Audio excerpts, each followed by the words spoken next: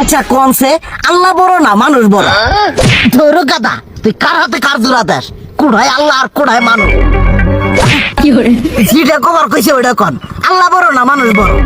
আল্লাহই তো বড়। আল্লাহ বড়, তাহলে আল্লাহর কথা না হইনা মানুষের কথা শুনেন কে? তুই কি কইতাছস? কি আর আল্লাহর কথা মানে না মানুষের কথা মানে? হ্যাঁ, কি আর মানুষের কথা শুনেন তাই না? আমনে যে ওই দিনকে ডায়াবেটিসের রোগ নিয়ে যে হাসপাতালে গেলেন, ডাক্তার আপনার কত কিছু খাবার না করলো, সব কিছু না খাই এখন চলতেছেন। তাহলে আল্লাহ যে আপনারে কইছে যে হারাম খাবার না, সুদ খাবার না, কই আপনি তো কাম কাজ বাদ দিয়ে এলাকার আমাদের টাকা পয়সা না গায়ে খালি ওইলে দিয়েই খান, নিজেরা টেও হালাল ভাবে কামাই করেন না, ওই সুদও তো না করে টিয়া করে লাভ আহে ওইলে দিয়ে দিয়ে চলেন আর পেটা বড় বানাইছেন।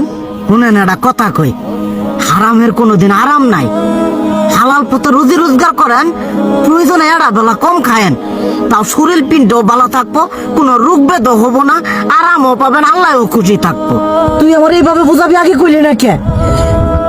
আসলে এই বিষয়টা তো আমি কখনো মাথায় এইভাবে নিইনি যে আমাদের কখনো ডাক্তার নিষেধ করলে ঠিকই আমরা নিষেধ মানি, কিন্তু উপর আল্লাহ যে কত কিছু নিষেধ করে দিয়ে সেটা মানি না।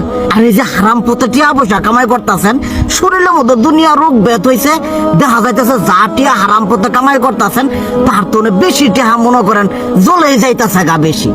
আজকের পর থেকে আমি আর এই হারাম সুদ খামো না, আমি হালাল পথে চলবো, হালাল টাকা পয়সা ইনকাম করবো। এতে করে যদি একবেলা কমও খাইতে হয় তবুও খামো, তবু আমি আর এই হারাম পথে চলবো না। আচ্ছা ঠিক আছে।